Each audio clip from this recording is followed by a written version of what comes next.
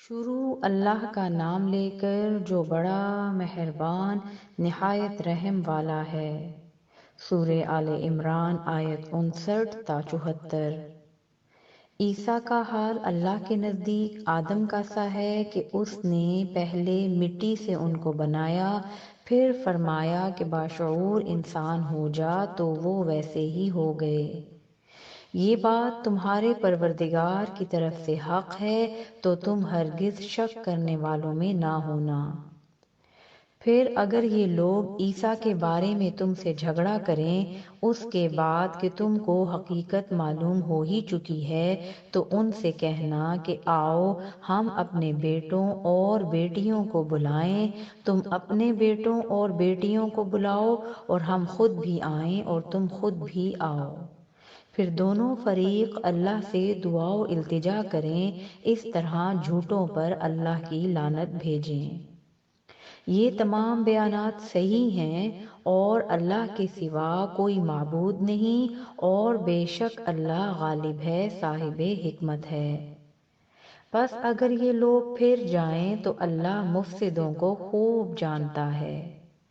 کہہ دو کہ اے اہل کتاب، جو بات ہمارے اور تمہارے دونوں کے درمیان یکساں تسلیم کی گئی ہے اس کی طرف آؤ، وہ یہ کہ اللہ کے سوا ہم کسی کی عبادت نہ کریں اور اس کے ساتھ کسی چیز کو شریک نہ بنائیں، اور ہم میں کوئی کسی کو اللہ کے سوا اپنا کارساز نہ سمجھے۔ پھر اگر یہ لوگ اس بات کو نہ مانیں تو ان سے کہہ دو کہ تم گواہ رہو کہ ہم اللہ کے فرما بردار ہیں۔ اے اہل کتاب، تم ابراہیم کے بارے میں کیوں جھگڑتے ہو، حالانکہ تورات اور انجیل ان کے بعد اتری ہیں اور وہ پہلے ہو چکے؟ تو کیا تم عقل نہیں رکھتے؟ دیکھو ایسی بات میں تو تم نے جھگڑا کیا ہی تھا جس کا تمہیں کچھ علم تھا بھی، مگر ایسی بات میں کیوں جھگڑتے ہو جس کا تم کو کچھ بھی علم نہیں، اور اللہ جانتا ہے اور تم نہیں جانتے۔ ابراہیم نہ تو یہودی تھے اور نہ عیسائی، بلکہ سب سے بے تعلق ہو کر ایک اللہ کے ہو رہے تھے، اور اسی کے فرما بردار تھے اور مشرکوں میں نہ تھے۔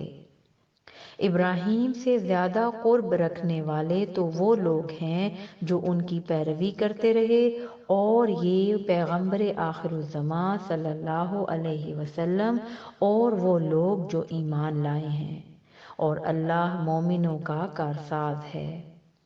اے اہل اسلام، بعض اہل کتاب اس بات کی خواہش رکھتے ہیں کہ کسی طرح تم کو گمراہ کر دیں، حالانکہ یہ تم کو کیا گمراہ کریں گے، اپنے آپ کو ہی گمراہ کر رہے ہیں اور نہیں جانتے۔ اے اہل کتاب، تم اللہ کی آیتوں سے کیوں انکار کرتے ہو اور تم تورات کو مانتے تو ہو؟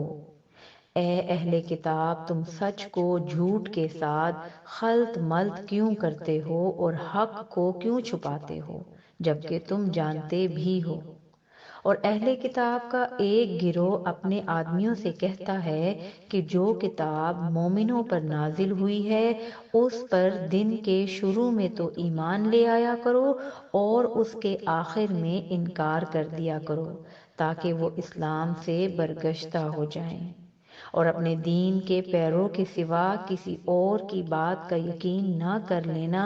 اے پیغمبر، کہہ دو کہ ہدایت تو اللہ ہی کی ہدایت ہے۔